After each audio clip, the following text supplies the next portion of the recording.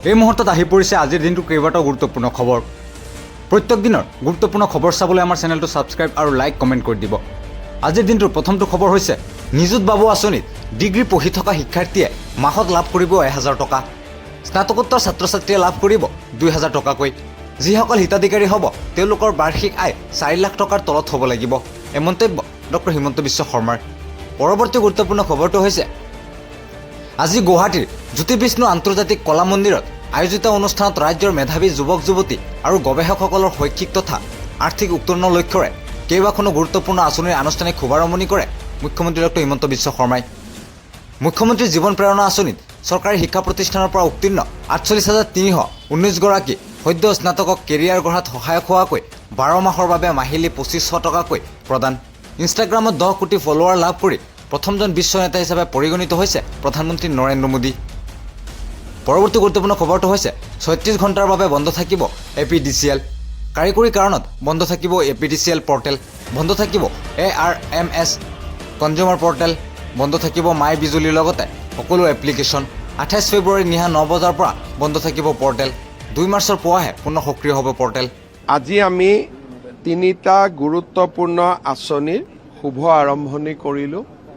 প্ৰথম আঁচনিটো হ'ল নিযুত বাবু আঁচনি। এই আঁচনিৰ অধীনত অসমৰ মহাবিদ্যালয়সমূহত যিসকল ষ্টুডেণ্টে ডিগ্ৰী নামভৰ্তি কৰিব বা এই বছৰ ফাৰ্ষ্ট ইয়াৰৰ ষ্টুডেণ্টখিনি, তেওঁলোকে মাহত 1000 টকাকৈ লাভ কৰিব আৰু যিসকলে পষ্ট গ্ৰেজুৱেশ্যন পঢ়িব তেওঁলোকে মাহত 2000 টকা লাভ কৰিব।